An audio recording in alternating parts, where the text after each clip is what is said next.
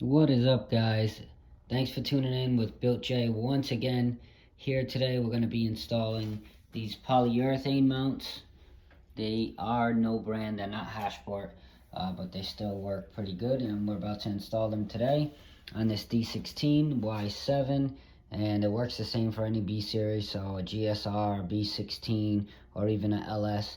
It'll be just fine, same process, different motor. Same chassis. So this is for an EK. I just wanted to make note before we go ahead and begin. The shop that I bought these mounts from, they provided me with bolts. So we'll have the washer on one side and the thread on the other, of course, like so.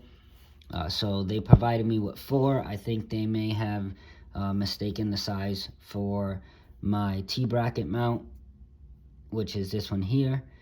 So these are correct. They sent me 4, so these only take 3. This is going to hold in the transmission, and this one is going to hold in your T-bracket. So you got your stock bolt here, which is pretty small, and let me show you why you're going to need a longer bolt for this position here.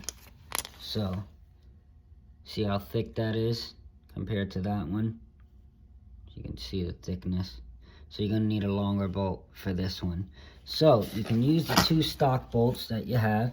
They're both will be fine to accommodate the back, so you can throw them there. But for the front, you're going to need something like one of these. That's the same. So you're going to need something like that. This one is a 5-inch bolt, and this one is a 6-inch bolt.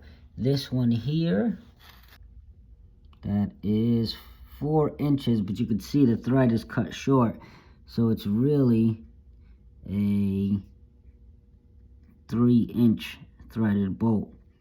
This one here, you can see it has no thread for a portion of it, and then the rest has threads, so that's going to be able to hook onto your subframe. And this one here is a 5-inch. Complete size is basically 6 inches, and this one here is a 5-inch. So I'm going to use the 5-inch bolt. It'll accommodate it just fine, but the 6-inch will work as well. And these bolts came off of Honda as well. I don't recall where, but I tend to save bolts off Hondas when I tear them apart. So I happen to have a bucket of Honda bolts. So this is perfect.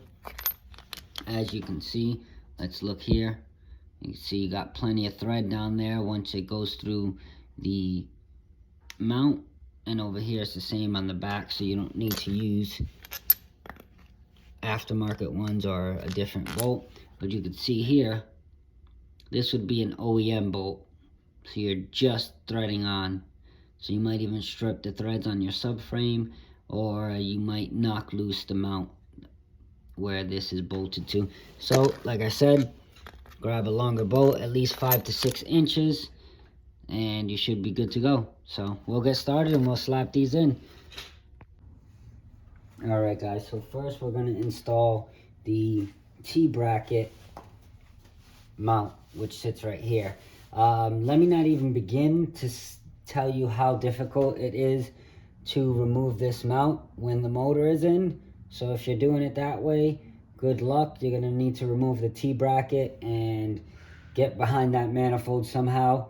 For me, fortunately, I do have the motor out, so it's going to be tremendously easy, where I'm just going to put in the 4 bolts and call it a day. So let's do that now. So again, the 2 short bolts at the rear and the 1 long bolt in the front.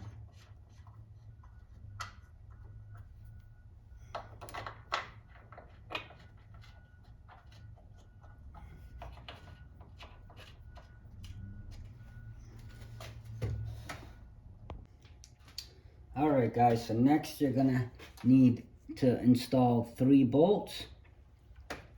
2 are gonna be long and 1 is gonna be short, like this. This one's probably 2 inches and these are probably 3 inches. So we'll install the 2 long ones here and the short snubby one there.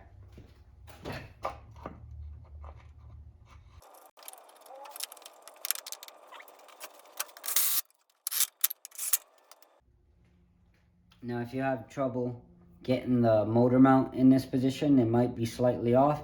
Just loosen these up just enough for it to move, and then you should be able to place the motor right into place, and you should be good to go after that.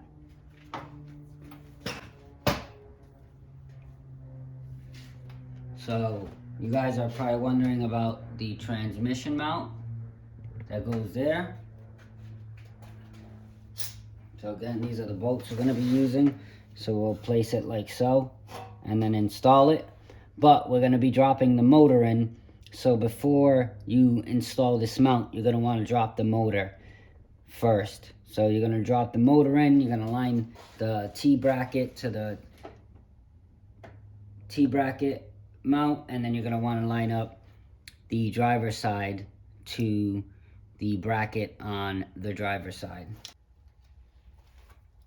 Okay, so now we're going to install our driver's side mount that sits inside the post mount. So we'll go ahead and we'll mount that up now. This particular bolt is a 17 millimeter bolt. So it's going to sit like so. So put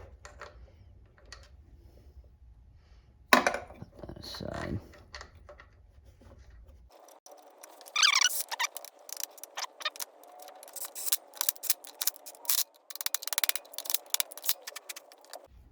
Alright, so as you guys can see, it's all lined up.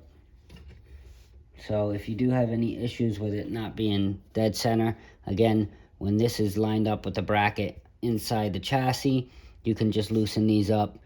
Don't take them out completely, just loosen them up, line up the mount, get everything squared into place, and then when you're done, you can tighten up all the bolts and make sure they're nice and snug. So there's no issues if it is misaligned. Like I said, as long as they're in there for now, loosen them up and then realign it once you're dropping in the motor or in the process of dropping in the motor. So, all right. So now we're gonna get this motor in there.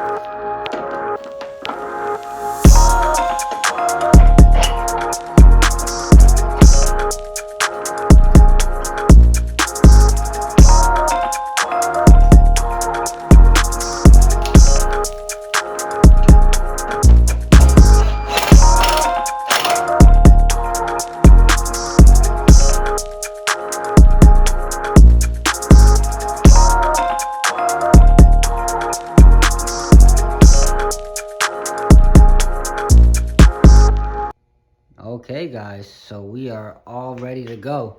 So just to recap, the back mount in the back, you want to center it and torque it down and you're good to go with that one. With this one, you want to keep this bolt loose so you can go ahead and move this up and down, and then you're able to go ahead and tighten all these down once you get it to the correct position where you can mount down those 3 bolts. And then this one over here is the one you want to leave loose. So you leave these loose so you have a little bit of play. And then if you need to unscrew these just a bit to have a little bit of play to get this in, you'll do that. And then once it's all set in place, then you can torque everything down and then she's good to go. But with that said, the motor is in. There is no engine hoist holding it down, so that is a blessing. And I buttoned up a couple things here off the camera, but everything's looking like it's a go. So hopefully I can get these axles in and we'll get it going and we'll do the first startup. So stay tuned if you guys want to see the startup on this Bad Larry. Once I get a couple more components in here, we'll be able to get it fired up and see what this baby sounds like.